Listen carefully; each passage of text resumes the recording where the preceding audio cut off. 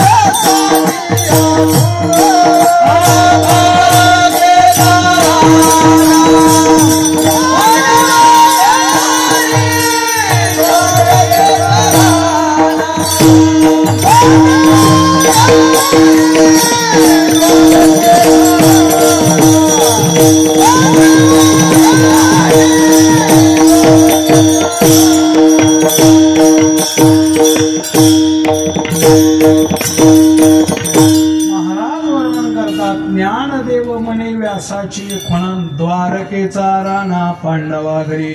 भगवान परमात्मा त्या ठिकाणी विचार करू लागले, काय ती कोणती माता सांगू लागली, देवा अरे आजपर्यंत आम्ही दुःखात होतो, आजपर्यंत आम्ही कष्ट त्या ठिकाणी घेतले, पण त्या प्रत्येक दुःखाच्या प्रसंगी देवा तू आमच्या बरोबर होतास. बरं मग एवढं दुःख भोगून आम्हाला आता सुखाचे दिवस आले, हे आलेलं वैभव येण्याला तू जर आमच्यापासून लांब जात असतील, आग लागू दे की म्हणजे याला काय करायचं आहे. वैभव आमचं चांगलं झालं म्हणूनच निघाला असला तो आमच्यापासून. आजपर्यंत दुःख आम्ही भोगलं तर तू बरोबर होतास, आणि आता हे चांगले दिवस आमच्यावर आल्यानंतर तू निघून जात असशील तर हे आम्हाला नको, हे आम्हाला गरज नाही, म्हणून दुःखी ठेव म्हणे. मी का सांगितलं ऐकलं का तुम्हाला? देणारा कोण होता? कुंतीला कोण होता? जगाचा बाप. कुंतीनं पाहिजे ते मागून घेतलं असतं, नवे नवे जे दिलं त्याचा सुद्धा धिक्कार केला. काय मागितलं? दुःख. कशासाठी मागितलं? केवळ देवासाठी. कारण देवाच्या आणि आपल्यामध्ये जे जे येतं संत महात्मे त्याला काळीच लावतात. जळत ती येते उपजविती अंतराय, सायासाची जोडी माझे तुझे पाय, किंवा आगी लागो तया सुखा, जेणे नये हरिमुखा, मग होत का विपत्ती, पांडुरंग राहो चित्ती. आगी लागो तया सुखा म्हणतात, त्या सुखाला आग लागावी. भगवंताच्या जवळ त्या ठिकाणी आपल्याला जवळ येत नाही. मी का सांगितलं तुम्हाला हे? दुःख कशासाठी मागितलं तर भगवान परमात्मा आपल्या जवळ राहावा, देवा तू आमच्या जवळ राहावा, एवढीच आमची अपेक्षा आहे. हे बाकी राज्य वगैरे आम्हाला काही नको. नाही का महाराज वर्णन करतात पहा, की आम्हाला दुसरं काही नको. नाही का आम्हाला हे फक्त देवा तू पाहिजे, आम्हाला तुझी भक्ती पाहिजे, दुसरं काही नको. मी का सांगितलं तुम्हाला? हे सांगण्याचं कारण काही मागायचं नाही, म्हणजे काहीच मागायचं ह्याचा अर्थ असा नाही. देवाच्या जवळ गेल्यानंतर मागितलं पाहिजे. काय मागितलं पाहिजे? तर तो देव मागितला पाहिजे, भक्ती मागितली पाहिजे. आणि तुकोबा प्रस्तुत अभंगातून भगवंताला सुख मागतात. सुख. तुम्ही म्हणा मग सुखाचा आणि परमार्थाचा काय संबंध आहे? सुख आणि परमार्थ याचा काय संबंध आहे? आता याचा विचार आपल्याला त्या ठिकाणी करता येईल. महाराज म्हणतात की भगवंताच्या जवळ, परमात्म्याच्या जवळ हे सुख मागतात. कशावरून सुख मागतात? तर सुख वसे तुझे पायी, ठेवी मग त्याची ठाई. अभंगाच्या द्वितीय चरणामध्ये तुकोबांनी वर्णन केलं. देवा अरे तुला मागायला आलो मी, माझी वासना आहे, माझी इच्छा आहे. ही इच्छा कोणती असेल तर मला सुख पाहिजे. सुख. आता सुख कोणाला दुःख पाहिजे? सगळ्याला सुखच पाहिजे ना. 2 तासाचं कीर्तन 1.5 तासात झालं. आनंद वाटेल का तुम्ही मला महाराजांना लवकर सोडलं म्हणलं? प्रामाणिकपणे सांगायचं. उभारून टाळ वाजवण्याचं म्हणलं, बसून टाळ वाजवा म्हणल्यानंतर बरं वाटत का? होय, काय म्हणायचं तुम्हाला? मी जर म्हणलं आता माईक सगळ्यांनी माझ्या साईड सगळ्यांनी बाजूला काढून ठेवा म्हणलं तर टाळ किती जण घ्यायला सांगावं? बरोबर नाही? टाळ जरी घेतली तर माणसाला किती माहिती सांगावं? जेवढं सोपं आहे तेवढं लोकांना बरं वाटतंय. सुख पाहिजे, दुःख नको आहे. प्रत्येकाला सुखाची अपेक्षा आहे. जगद्गुरु तुकोबाराय सांगतात मला सुद्धा सुख पाहिजे. का महाराज, तुम्हाला कसलं सुख पाहिजे? सुखाचे अनेक प्रकार आहेत. त्यातले काही प्रमुख तुम्हाला सुख सांगतो. पहिलं स्वर्ग सुख आहे, दुसरं विषय सुख आहे, आणि तिसरं प्रेम सुख आहे. 3 प्रकारचे सुख: स्वर्ग सुख, विषय सुख आणि प्रेम सुख. चला टप्प्याटप्प्यानं या सुखाचा विचार करू. महाराज वर्णन करतात, पहिलं स्वर्ग सुख. हे स्वर्ग सुख कुठे मिळतं? करकमच्या बाजारात. पहिलं स्वर्ग सुख कुठे मिळतं? कुठे मिळतं? मला गंमतच वाटते बुवा, लोक आता कोणाला स्वर्ग सुख माहिती? हे स्वर्ग सुख केव्हा मिळतं माहितीये का? काला झाल्यावर उद्या. केव्हा मिळतं स्वर्ग सुख? स्वर्ग सुख ज्या दिवशी आपण होय. आता काय, आता बाहेर असल्यावर मी असं म्हणत असतो, आमच्या भागात अशी म्हणण्याची पद्धत. आता तुमचा आमचा तालुका येतो. एक व्यवहारात म्हणायची पद्धत आहे बुवा. आता असं म्हणतो, एक व्यवहारात म्हणायची पद्धत आहे, स्वर्गातलं सुख पाहण्यासाठी मेल्याशिवाय आहे का मन इकडे तुमच्याकडे? हाय हाय. मेल्याशिवाय स्वर्ग दिसत नाही म्हणतात बुवा. कोण बघितलंय? म्हणतात स्वर्ग. आता पत्रिका सुद्धा एखादी व्यक्ती गेली नाही का, एखादी व्यक्ती गेली तर स्वर्गवासी लिहिण्याची पद्धत आहे का? पद्धत अशी का लिहितात स्वर्गवासी? कारण नरकवासी लिहित नाहीत म्हणून लिहितात. दुसरं काही कारण. सोपं आहे का? मला सांगा, तुम्हाला संतांच्या शब्दावर विश्वास आहे का नाही? महाराज म्हणतात 100 यज्ञाचं पुण्य केल्यानंतर स्वर्गात जाता येतात. हे ना कवा 100 यज्ञाचं पुण्य कर्म? हे कसं मग स्वर्गवासी कसं काय धरायचं? बरोबर आहे का नाही? 100 यज्ञाचं पुण्य केल्याशिवाय स्वर्गातलं सुख, मग स्वर्ग सुख भोगीचे मनोहर म्हणतात ज्ञानोबा. 100 यज्ञाचं पुण्य असेल मग स्वर्गवासी होता येतं. यानं आयुष्यभर का सप्ताचा मंडपच बघितला नाही, याला कसं स्वर्गवासी म्हणावं? म्हणण्याची पद्धत आहे. म्हणून मी का सांगतो तुम्हाला, स्वर्गात एक वेगळ्या पद्धतीचं सुख आहे. काय सुख आहे? जे अमरत्व हे सिंहासन, ऐरावता सारिके वाहन, राजधानी भुवन अमरावती. महाराज म्हणतात, तिथं कामधेनू आहे, तिथं कल्पतरू आहे, तिथं चिंतामणी आहे, तिथं असणारे मोठमोठं सुख त्या स्वर्गामध्ये आहे. महाराज म्हणतात हे स्वर्ग सुख सुद्धा उपयोगाचं नाही. मग स्वर्ग सुख भोगी जे मनोहर, ते सुख सुद्धा उपयोगाचं नाही. का? कारण त्या सुखाला सुद्धा नाश आहे. ते सुख सुद्धा संपणार आहे. ते सुख सुद्धा त्या ठिकाणी शिल्लक राहत नाही. कसं काय राहत नाही? तुमच्या भाषेत समजेल असं सांगतो, 5 वर्षाचा कालावधी संपला की त्याला सुद्धा मतदान करायला परत यावं लागतं का नाही? 5 वर्षाचा कालावधी. महाराज म्हणतात ते जसे 5 वर्षाच्या कालावधीनंतर महागारी मतदानाला यावं लागतं, तसं या देवाधिकाचं पुण्य संपलं की यांना सुद्धा महागारी यावं लागतं. पायपा पुण्याची पावटी सरी, सवेची इंद्रपणाची उटी उतरे, परत येऊ लागती मागारे, मृत्यू लोका तुका म्हणे जाती, पुण्य क्षयो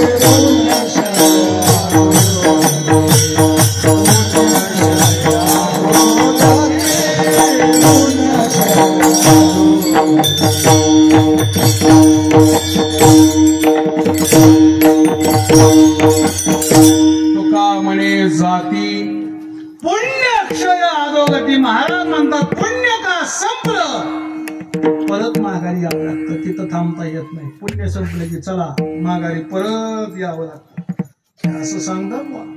वर्णन आहे असं. ब्रह्मदेवाच्या एका दिवसामध्ये 14 इंद्र बदलतात. मग कुठे घेऊन बसला ते कसले आम्हाला नाही, ते सुद्धा एक दिवशी संपणार. तुकोबारा वर्णन करतात. तेव्हा आम्हाला हे नको वैकुंठीचा वास नको का, एक दिवशी त्या सुखाचा नाश आहे. नको वैकुंठीचा वास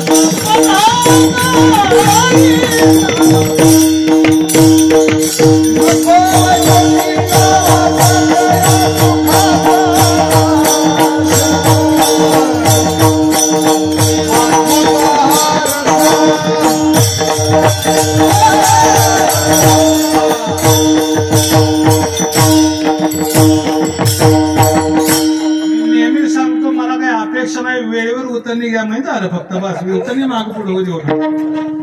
खालच्याला काय करणार नाही, आपल्या भागून येऊ.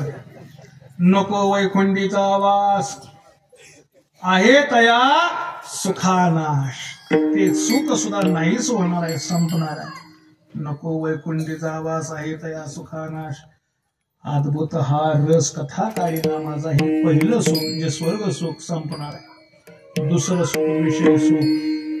या विषय सुखाचा विचार जर केला तर हे विषय सुख सुद्धा उपयोगाचं नाही. संसारामध्ये किती झटल्यानंतर आपल्याला जे प्राप्त असणार म्हणजे अपेक्षित असणारं सुख प्राप्त होईल सांगणार. विषयाचे सुख सुद्धा त्या ठिकाणी महाराज संपून जात नाही का. ज्ञानोबारांनी वर्णन केलं बघा. विषयाचे समसुख वेगळाची भावली हबराची सावली जाईल या. महाराज म्हणतात अरे विषय सुख त्या ठिकाणी हे विषय सुख विषय सुख महाराज आपल्याला दुःखच प्राप्त करून देतात, ते सुख प्राप्त करून देत नाही. आपण नेहमी ऐकतो विषय भोगत असताना हे विषय भोगताना बरे वाटतात, पण त्या विषय भोगताना त्या ठिकाणी महाराज या विषयापासून मिळणारं दुःख किती अवघड आहे. महाराज त्याचं वर्णन करतात. पुढे आवग पुढे आवग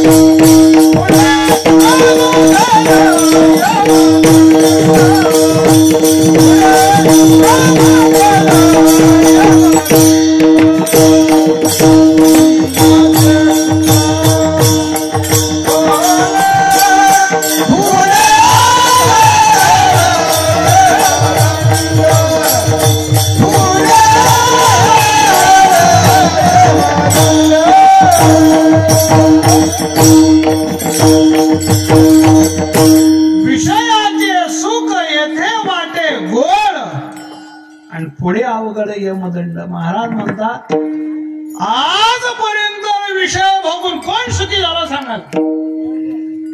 कोण सुखी झाला. विषयानं सुख नाही बुवा. कितीही विषय भोगा, विषयामध्ये जसं तुम्ही आज जाल तसं दुःख आहे. विषय हे क्षणापुरता सुख देतात, पण त्या सुखाचं त्या ठिकाणी फळ हे दुःख आहे. ते सुख होऊ शकत नाही. महाराज म्हणतात हे दुःख जे आहे ते यमदंड पुढे अवघड यमदंड, त्या यमदंडामध्ये यमाच्या त्या ठिकाणी महाराज तावडीतून आपल्याला कोणी सोडू शकत नाही. हे विषय सुख सुद्धा उपयोगाचे नाहीत. राहिला तिसरा प्रकार प्रेम सुख. हे प्रेम सुख, हे प्रेम सुखाची त्या ठिकाणी गरज जगद्गुरु तुकोबारायांना आहे. तुकोबाराय वर्णन करतात, आम्हाला स्वर्ग सुख नको, आम्हाला विषय सुख नको. काय विषय सुख नको? कारण विषय सुखाच्या मध्ये माणसाच्या हातनं परमार्थ घडत नाही. विषय विषयाचा पडिपाडू, गोड परमार्थ लागे कडू, कडू विषय तो गोडू जीवासी झाला. जे विषय सुख भोगण्यात त्या ठिकाणी त्यांना त्यांच्या हातनं परमार्थ होत नाही. मी नेहमी सांगतो, लोकांच्या वाऱ्या बुडतात. का बुडतात? लोकांच्या वाऱ्या बुडतात. का बुडतात? जर्शी यायला झाली आणि उसाला तोड आली. हे सगळं विषयाचं नाही, संसाराचा आहे ना हा सगळा. मी नेहमी सांगतो, मला बरेच जण म्हणतात महाराज लोक सांगून सांगून दमलं तरी काही येत नाही. तो मी म्हणलं आपण तर खूप किरकोळ आहोत. तुकोबारासारखे म्हणतात, तुका म्हणे मेलो सांगता सांगता. तुकोबाराने लोकांपुढे हात टेकले, आपलं काय चालायचं आहे? काय चालायचं आपलं सांगा ना. लोक त्या ठिकाणी सांगून परमार्थ करत नाहीत, पण घरी बसून परमार्थाच्या फळाची अपेक्षा करतात. हे मोठं दुर्दैव परमार्थामध्ये. रामाने मी सुरुवातीला सांगून गेलो, परमार्थ आवडीनं लोक करत नाहीत. परमार्थ हा बघू, चला मग हा चल बघू. परमार्थ आवडीने केला पाहिजे आणि संसार सवडीनं केला पाहिजे. आपण उलट करतोय.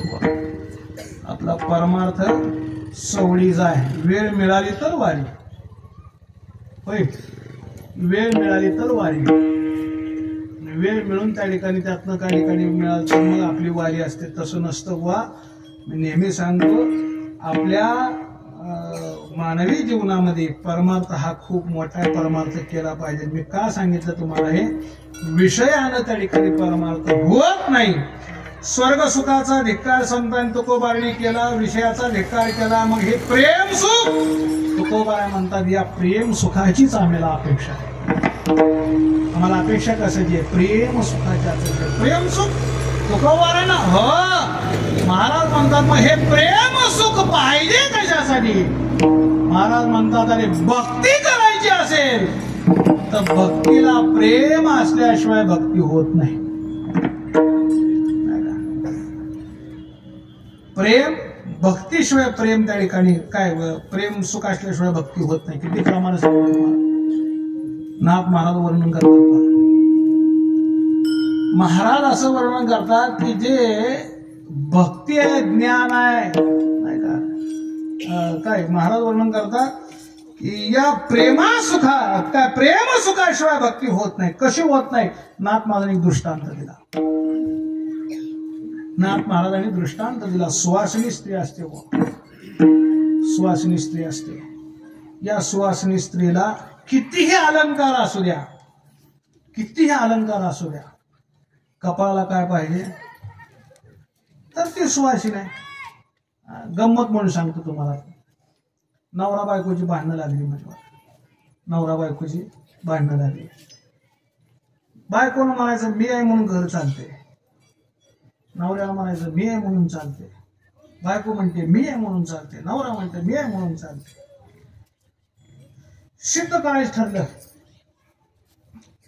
कोण किती घरात काय आणते आणि कोणामुळे घर चालते हे सिद्ध करायचं ठरलं. गंमत काय झाली? संक्रांतीचा सोना, संक्रांतीचा सोना. आता असतं बायकांचं नाही का, ते हळदी कुंकू घ्यायचं, काही लोकांच्या वस्तू असतात, काय काय वस्तू.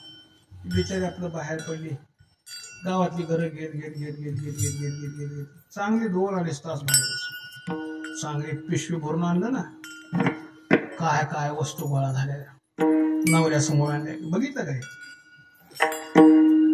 किती पिशवी भरली आहे? कोणी आणली? मी आणली आहे का नाही तुमच्यापेक्षा? घरात मध्ये नवरा म्हणला हे सुद्धा माझ्यामुळेच आहे म्हणला. मला कसं काय? तुम्हाला कोण सांगायला आलं का? आहे थांब ना म्हणे.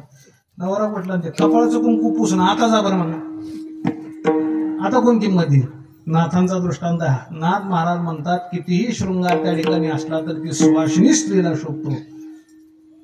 वैधव्य प्राप्त झालेल्या स्त्रीला त्या ठिकाणी शोभत नाही. रांडविने देखे शृंगार परी केला.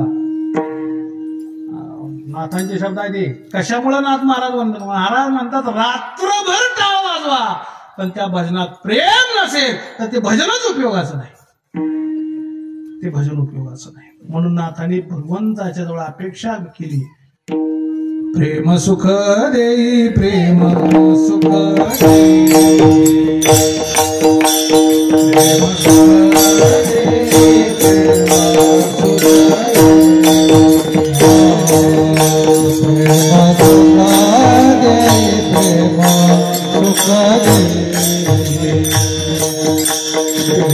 सुख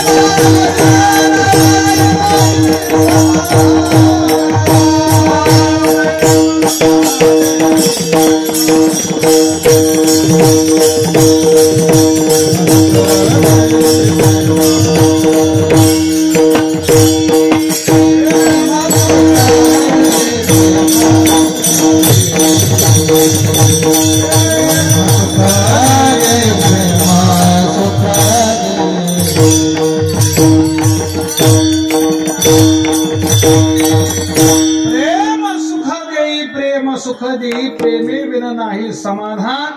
प्रेम सुख भक्तीला प्रेमच पाहिजे. नाथ महाराज पहिल्या चरणात सांगतात, भक्ती प्रेमाविन ज्ञान नको देवा, अभिमान नित्य नवा. काय शब्द आहे? भक्ती प्रेम. भक्ती प्रेमाविन ज्ञान नको देवा. कारण तुकोबाला अजून एक अभंग सांगू तुम्हाला, प्रत्येकाच्या पाठात असणारा अभंग आहे. तुकोबाराय म्हणतात, तुला उचित जर वाटत असेल तर जे मी सांगतो ते उचित आहे. ते उचित जर काय असेल, करोनी उचित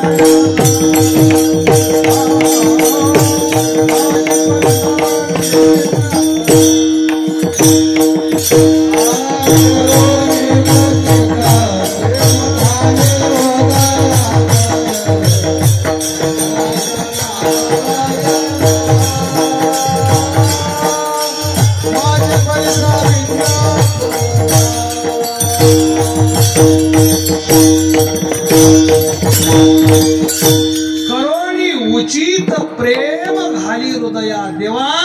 हे भक्ती त्या ठिकाणी प्रेमाशिवाय भक्ती नाहीत ना. महाराजांनी एका ठिकाणी एक दृष्टांत दिला पहा. महाराज वर्णन करतात असंच चातुर्मासाचा काळ संपला म्हणजे. आणि चातुर्मासाचा काळ संपला आणि काही ठिकाणी असतात लोक त्या ठिकाणी चातुर्मास झाले की कीर्तन ठेवतात सांगतेचं चातुर्मास. कीर्तन होतं माझं मी गेलो त्याला. कीर्तनाला गेल्यानंतर त्या ठिकाणी कीर्तन वगैरे झालं. ग्रहस्थ एक माझ्या भेटीला आला. महाराज म्हणलं काय चातुर्मास संपला नाही. हो संपला. त्याचं सांगतेचं कीर्तन आहे. महाराज माहिती आहे का तुम्हाला? म्हणलं काय 4 महिने कुठंच गेलो नाही म्हणून.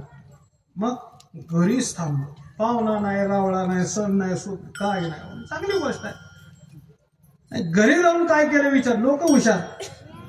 घरी जाऊन काय केलं विचारा की म्हणून. काय केलं? एक ग्रंथ सोडला नाही. प्रत्येक ग्रंथ रामायण, भागवत, भक्तिविजय, काय पांडव प्रताप, नवनाथ, जे काय असेल ते काय जेवढे ग्रंथ आहेत तेवढे सगळे वाचून काढले. गाथा, ज्ञानेश्वरी, भागवत, रामायण सगळे ग्रंथ वाचून काढले. चांगली गोष्ट आहे. एवढे ग्रंथ वाचले काय शिकला ते मला काहीच कळलं नाही. मग फायदा काय? मग फायदा काय? नाथ महाराज म्हणतात प्रेमाविन भजन नाकाविन मोतीन अर्थाविन पोती वाचून. चांगला मोती मिळाला म्हणून त्या ठिकाणी महाराज नवऱ्यानं आणला बायकोला नथ करावी म्हणून. घरी आणला तर बायकोचं नाशिकच नाही. नाशिक म्हणजे नाकच नाही. मग त्या मोत्याचा काय फायदा? महाराज म्हणतात जसं नाकाला त्या मोत्याला नाकाशिवाय शोभा नाही तसं भजनाला, भक्तीला प्रेमाशिवाय किंमत नाही. महाराज म्हणतात अरे देवा द्यायचं असेल ना आम्हाला फक्त एक दे, प्रेम दे. प्रेम सुख. या प्रेम सुखाची आम्हाला अपेक्षा आहे. म्हणून तुकोबाराय देवाला सांगतात देवा तुझ्याजवळ प्रेम आहे आणि ते प्रेम आम्हाला पाहिजे. मग हे प्रेम देवाला मागायचं आहे. आता मागायचं म्हणजे स्तुती करावी लागेल ना. पहिल्यांदा काहीतरी त्याचा गोडवा गावा लागेल का नाही. एखाद्याकडे काम असेल तर त्याचा गोडवा गावा लागतो. कसं सांगू का तुम्हाला? जुना दृष्टांत सांगितला जातो पहा. त्याचा ग्रहस्थानं पोराला सावकाराच्याकडे पाठवले. सावकाराला पैसे घेऊन या म्हणजे आपल्याला लागणार एक 5,000 रुपये उष्णी घेऊन ये सावकाराच्याकडे. तिकडे गेलं आपलं सावकाराच्याकडे. सावकाराचे 2-3 मजली घर. पूर्वीचा काय लाकडे घर त्या ठिकाणी असणार. सावकार दुसऱ्या मजल्यावर राहायला होते. कर्मधर्म सेवक आणि सावकार होते चांगले 2-2.5 किलोचे. आपलं 5,000 घ्यायचे म्हणून आपण वडिलांनी सांगितले म्हणून वर गेलं. सावकार एका खुर्ची बसली होती. सावकाराला सांगितलं ओ सावकार वडिलांनी 5,000 रुपये उष्णी मागितल्यात ना. मी सांगितलं ठीक आहे देतो. सावकार आपल्या गाड्याला बोलवलं. अरे ते 5,000 रुपये 100 किलो रितने काढून याला द्यायचे.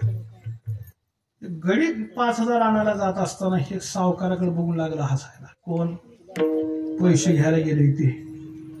पैसे घ्यायला गेले ते सावकाराकडे लागले बघून हसायला. हसणारा ग्रस्त सावकारानं पाहिला. सावकार विचारला बाबा का हसायला लागलास? नाही म्हणजे सावकार नाही का हसायला लागला सांग ना. नाही राहू द्या सावकार. नाही अरे का हसायला लागला सांग ना. त्याने सांगितले शंका उत्पन्न झाली म्हणे मनात. काय उत्पन्न झाली? नाही राहू द्या सावकार. नाही सांग काय झालं ते. त्याने सांगितलं सावकार शंकाशी उत्पन्न झाली. तुमचं हे शरीर पाहिलं. तुम्हाला खुर्चीवरनं एका जागेला उठता येत नाही. बरं मग तुम्ही राहायला दुसऱ्या मजल्यावर. मग यदा कदाचित तुम्ही मेलात तर तुमचं हे प्रेत खाली कसं आणतील मी विचार करायला. आता गेला कशासाठी? आता काम आहे म्हणलं असं बोललं सावकार लगेच पैसे अजून 2,000 वाढवून दिले असते. गडी तेवढ्या 5,000 घेऊन सावकार हे बाजूला ठेव पैसे दे. पैसे देऊ नको याला बांधून ठेव म्हणे. पैसे तर ठेवले बाजूला आणि ह्याला गाडीने बांधून ठेवला. तास झाला, 1.5 तास झाला, 2 तास झाले. कीर्तन सुटायची वेळ झाली. पोरग काय माघारी गेला. आपण वाटलं काय प्रकार आहे म्हणून. बाप स्वतः बाप त्या ठिकाणी वराला सावकाराकडे पाहिलं. सावकार खुर्चीत बसले. शेजारी असं त्या खांबाला पोरग बांधलेला आहे. सावकारानं त्या बापाला पाहिलं की हे वळण असतात का म्हणजे पोराचे? हे वळण असतात. मला म्हणतो मग एक मेल्यानंतर खाली कसा आणायचं म्हणतो. मग सावकाराचे ते बाप म्हणायला जाऊ द्या, सावकार पोरग बारकाय, त्याला काही कळलं नसेल, जाऊ द्या, आपल्याला जे काय असेल ते 5,000 द्या, मी क्षमा मागतो, पोराकडे द्या सोडून म्हणे 5,000 द्या. सावकाराने सांगितलं आता तू म्हणतोय म्हणून सोडतोय आणि 5,000 देतोय. गाड्या सांगितलं जा रे परत 5,000 घेऊन या. बोलावं लागेल काहीतरी, सावकारचा राग शांत करावा. त्याने सांगितलं पोराला काही कळत नाही, अक्कल नाही, ह्याला नाही का चौकशा पडल्यात कशासाठी, मेल्यानंतर सावकाराला खाली आलं नाही तर माडी सगळं पेटून दे, ह्याला काय करायचं म्हणा, आता 5,000 दिले असते. मी काय सांगितलं तुम्हाला, ज्याच्याकडे काम आहे त्याची स्तुती करावी लागते, स्तुती केल्याशिवाय काम होत नाही. तसं तुकोबारायांना सुख पाहिजे, देवाची स्तुती करावी लागेल ना. म्हणून तुकोबाराय देवाची स्तुती करतात. काय लक्ष्मी वल्लभा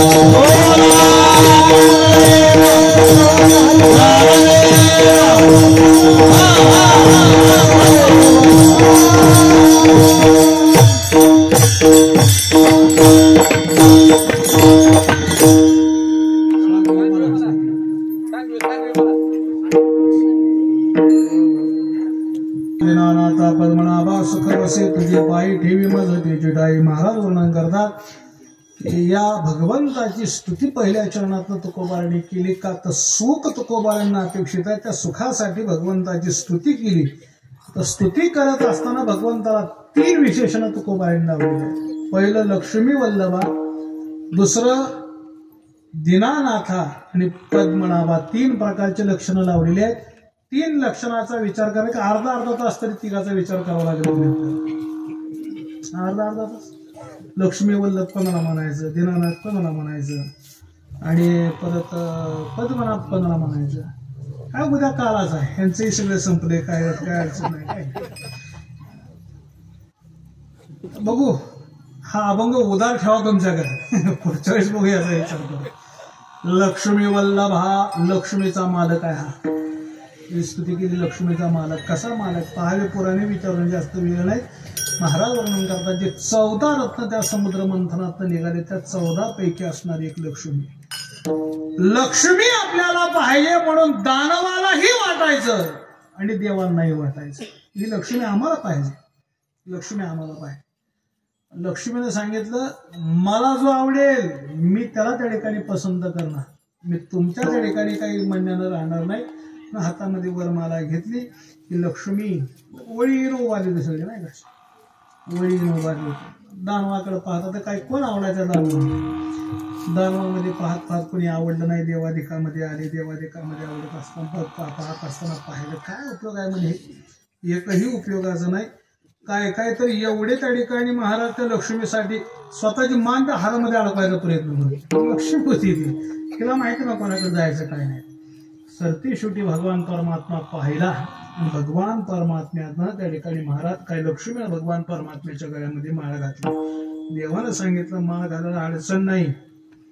माळ घालायला अडचण नाही पण माझ्या हृदयामध्ये स्थान मिळणार नाही.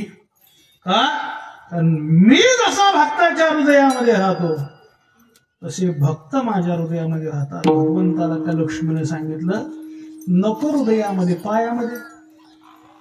पायामध्ये स्थान मिळेल का नाही. लक्ष्मी कुठं स्थिर होत नाही पण देवाच्या चरणाजवळ स्थिर झाली. ज्ञानोबा वर्णन करतात स्वकुळीने आपुली आत्मजा स्वकुळीची दिदली हे मुकुंदी स्थिरावर ही लक्ष्मी जैशी. महाराज म्हणतात की लक्ष्मी तिथं स्थिर होते बुवा भगवंताच्या चरणाच्या जवळ. महाराज वर्णन करतात पायाजवळ त्या ठिकाणी मला त्या ठिकाणी जागा द्या म्हणल्यानंतर देवानं सांगितलं ठीक आहे म्हणजे हरकत नाही. त्या दिवसापासून लक्ष्मी देवाच्या पायाच्या जवळ. ज्ञानोबा एका ठिकाणी वर्णन करतात पहा सर्वस्वे करुणी सेवा अभिमान सांडोणी पांडवा जे पाय धुवावयाच्या दैवा पात्र झाली. त्यावेळेस प्रश्न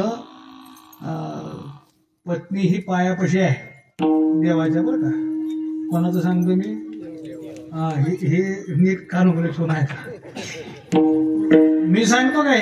तुकोबाराय वर्णन करतात ज्ञानोबाराय वर्णन करतात पाय लक्ष्मीचे किंवा जयाचे नाम पापनाशी. लक्ष्मी आईसी जयाची दासी जो हा तेज पुंज राशी सर्व भावे त्याशी तुका चरण. लक्ष्मी पाय धुवायच्या दैवाला त्या ठिकाणी पात्र झाली. मी का सांगितलं तुम्हाला अभिमान गेला लक्ष्मीचा. लोक लक्ष्मी आल्यावर अभिमान होतो लोकांना नाही का अहंकार होतो पण लक्ष्मीचा सुद्धा अहंकार तिथं त्या ठिकाणी निघून गेला. भगवंताचा त्या ठिकाणी महाराज भगवंताने त्या लक्ष्मीचा स्वीकार केला. म्हणून लक्ष्मी वल्लभा दीनानाथ. भगवंत हा दीनानाथ आहे. बाप माझा प्रत्येकाला पाठ आहेत पाहून आहे का. दिनाचा नाद असणारा जसे दीनानाथ हा देव याला सुद्धा दिन आवडतात. दीन बहु आवडते म्हणतात, याला सुद्धा दिन आवडतात. हे दीन दुबळ्यांचा हात कैवारी तो परमात्मा आहे, म्हणून दुसरं विशेषण दीनानाथ लावलं. आणि तिसरं विशेषण पद्मनाभ. पद्मनाभ म्हणजे या भगवंताच्या नाभी कमलातून ब्रह्मदेवाचा जन्म झाला. ब्रह्मदेवाचा जन्म भगवंताच्या नाभी कमलातून झाला. कोण सांगतं? महाराज सांगतात.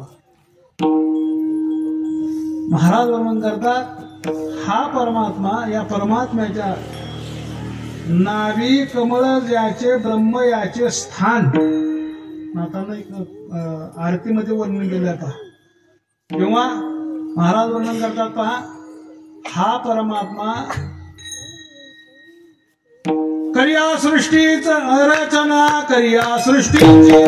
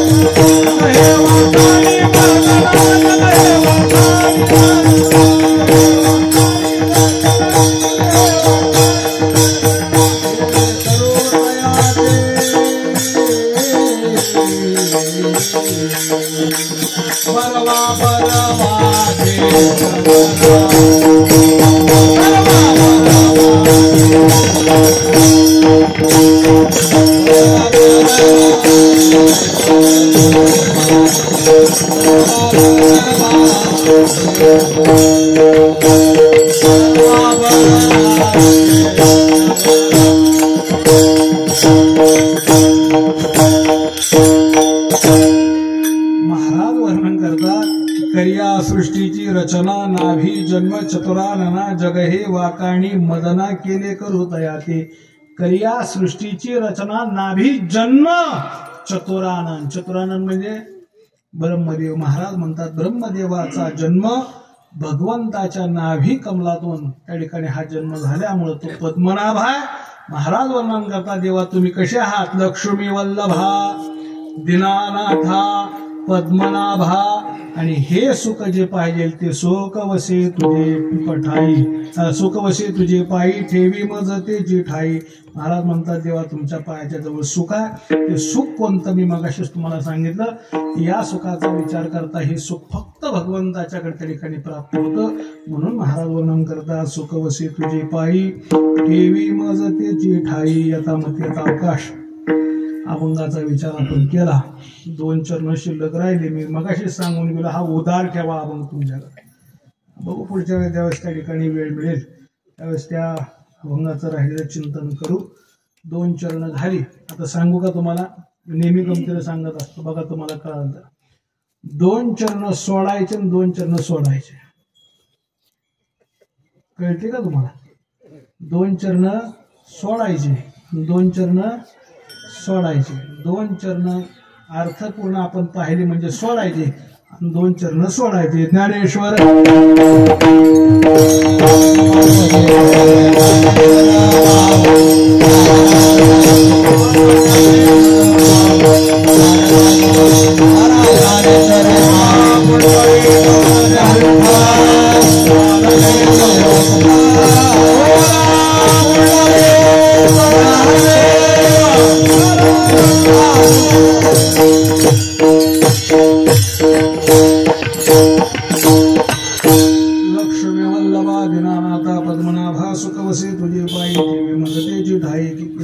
अवकाश अभंगाचा विचार 2 चरणाचा विचार भगवंतांनी त्या ठिकाणी करून घेतला. त्या पद्धतीने केला. गेले 26 वर्ष श्री संत शिरोमणी नामदेवांच्या कृपाशीर्वादाने वैकुंठवासी सद्गुरु तुकाराम महाराज नामदास यांच्या कृपाछत्राखाली श्री सद्गुरु माधव महाराज नामदास म्हणजे माझे पिताश्री यांच्या मार्गदर्शनाखाली चालू असणारा सोहळा गेले 26 वर्ष मोठ्या आनंदाने या ठिकाणी पार पडतोय. याही वर्षी तो सोहळा मोठ्या आनंदाने पार पडतोय. सगळ्यांचं सहकार्य त्या ठिकाणी लाभतंय. या सोहळ्याचं नियोजन त्या ठिकाणी महाराज भगवान दत्तात्रय यांच्या या प्रांगणामध्ये अगदी चांगल्या पद्धतीनं सुंदर अशा पद्धतीनं ही नियोजन या ठिकाणी पार पडतंय. या सप्ताहाला सहकार्य करणारी सर्वच मंडळी, उपस्थित ग्रामस्थ असतील, आसपासून येणारी भजनी मंडळ, ही बाल गोपाळ सर्व मंडळी या ठिकाणी, वारकरी शिक्षण संस्थेची मंडळी असतील, स्वतः बाबा गेले 5-6 दिवस या ठिकाणी उपस्थित आहेत. आणि या सर्वांच्या सहकार्याने हा सोहळा मोठ्या आनंदात पार पडतोय. फोन मला दादाने केला की अशा अशा पद्धतीचं सप्ताह आहे आणि तारीख अमक्या अमक्या दिवसाची. दादाने सांगितलं महाराज म्हणे यावर्षी थोडासा पैशाचा विषय आहे म्हणे, यावर्षी कमी जास्त होऊ शकेल. खरं सांगू का, मला थोडंसं वाईट वाटलं त्या गोष्टीचं. मी आजपर्यंत अनेक कीर्तने केली, एवढी पोरं फिरत असतात. मी महाराष्ट्राच्या बाहेर जाऊन सेवा करतो, पण आजपर्यंत कुठं पैशाचा विषय आजपर्यंत घेतला नाही, इथून पुढे सुद्धा घेणार नाही. वाईट याचं वाटलं की आपल्याच माणसानं थोडंसं, त्यांचं कर्तव्य त्यांनी पार पाडलं, त्याबद्दल काही दुमत नाही, त्यांचं कर्तव्य त्यांनी पार पाडलं. पण थोडंसं पैशासाठी परमार्थ करायचा असेल तर अशा माणसानं शेळ्या पाळलेल्या बऱ्या. पैशासाठी परमार्थ करू नये. पैशाची त्या ठिकाणी हाव धरण्यानं परमार्थच करू नये, त्यानं परमार्थात येऊच नाही. त्यानं सध्याचं वारस तसा आहे. त्याच्यामुळे दादांचं कर्तव्य पार पडलं, पण पैशासाठी परमार्थ करत नाही, पैशासाठी परमार्थ करणारही नाही. फक्त एकच अपेक्षा, आपण सेवा करतो ना तसं तुम्ही सुद्धा नामदाराची सेवा केली पाहिजे, एवढीच अपेक्षा आहे. दुसरी अपेक्षा काही नाही. आम्ही सगळ्या गोष्टीचा विचार करून त्या ठिकाणी महाराज बाकीच्या गोष्टीचा विचार न करता सेवा करायला येतो. तसं ज्या वेळेस तुम्हाला त्या ठिकाणी सांगितलं जाईल बाबा सोहळा आहे, दिंडी आहे, वारी आहे, निष्ठेनं पार पाडा. नका ह्या बाकीच्या गोष्टीच्या भ्रमामध्ये पडू.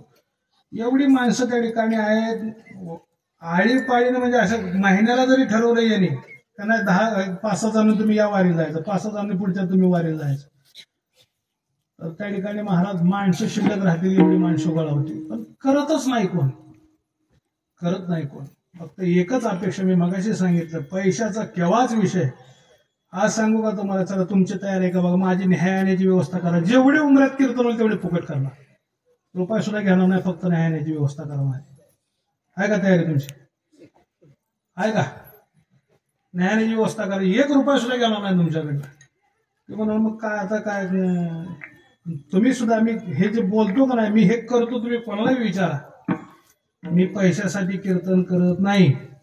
माझ्या भगवंतानं मला भरपूर दिलेलं आहे, काही कमी नाही देवाच्या दयानं, सगळं भरपूर दिलेलं आहे. पैशासाठी कीर्तन करायचं नाही, पैशासाठी कीर्तन करणार नाही. तुमची तयारी असेल तर आज पुढच्या वर्षी 27 वर्ष सगळी कीर्तन एकटा करतो. तुम्हाला असं वाटतंय का मी एकटा, माझ्या जोडीत असणारी पोरं तुम्हाला इथं नाही फुकट कीर्तन करून गेलं तर मला विचारा तुम्ही. कोणी सुद्धा पैशाचा विषय काढणार नाही, पैशासाठी परमार्थ नाही. मी का सांगितलं तुम्हाला, आम्ही सुद्धा त्या ठिकाणी करतो, तुम्ही सुद्धा नामदेवासाठी करा, आमच्यासाठी काय करू नका, नामदेवासाठी करा. आजही पाहतोय आम्ही, आता वर्ष आपलं चालू झाले, आता 2 वाऱ्या झाल्या, आता 3री वाऱ्या, 2-3 जण येतात. वाईट वाटतं या गोष्टीचं, वाईट वाटतं ह्या गोष्टीचं वाईट वाटतं. माझ्या मनामध्ये फक्त एकच तळमळ असते, सध्या अहो महाराज लोक मिळणार. तुम्ही बघा एवढी महाराज लोक आहेत, आता गाव नसेल ज्या गावात कीर्तनकार नाही. जुन्या माणसाला विचारा तुम्ही, का महाराज तुमच्या काळामध्ये कीर्तनकार किती होते? पंचकृषीत एखादा. आता गावात 5-5 झाले. सत्य का नाही परिस्थिती? पण तरी सुद्धा महाराज लोक तुम्हाला मिळत नाहीत. बाबा 7 दिवस इथं राहतात. इथं हा 7 दिवसाचा सप्ताह, तो गावातला 7 दिवसाचा सप्ताह, निरपेक्ष भावनेने इथं राहतात. तुमचं काम नाही का मग? तुम्ही येऊन सेवा करायचं काम नाही का? सगळ्याच आता मला बोलले की तुम्हाला कदाचित माझं वाईट वाटेल. तुमचंही काम आहे. पहा ना फळावरच्या शिस्त कशी असते, फळावर या, फळाच्या चाली कशा असतात, फळावर भजन कसं असतं, फळावर सेवा कशी असते. तुम्हाला येणार केव्हा ह्या गोष्टी केव्हा कळणार तुम्हाला? अवघड आहे विषय. मी काय सांगतो तुम्हाला, हे करा, सेवेला या, सेवेकरी व्हा. मी नेहमी सांगतो, पैसा आज आहे उद्या नाही. मग माणूस जपान माणूस शिका.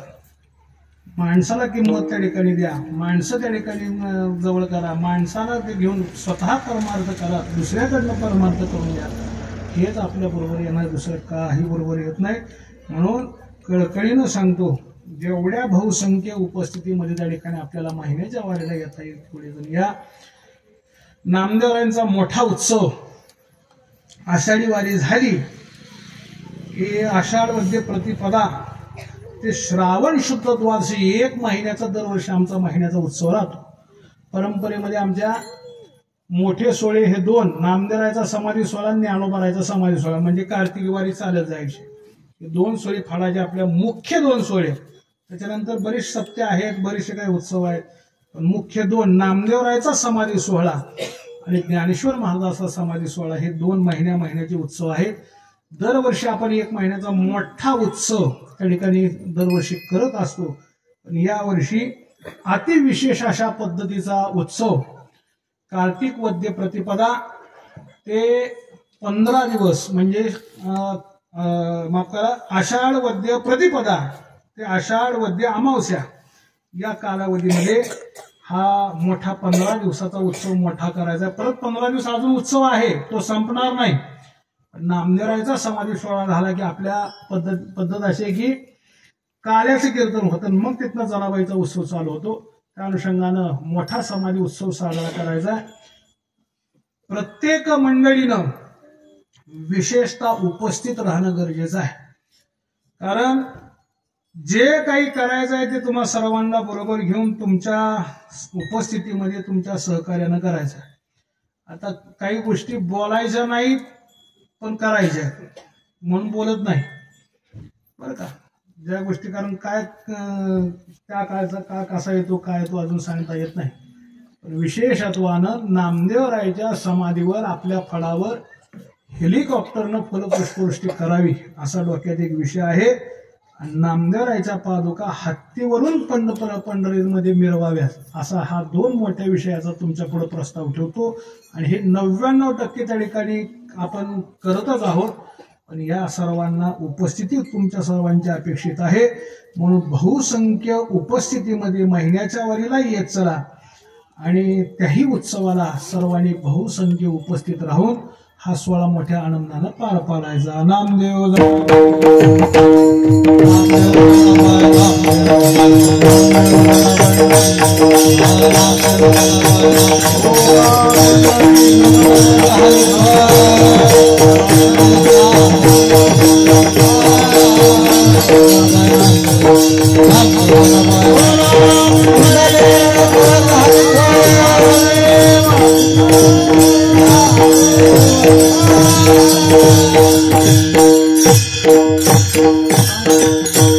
Thank you.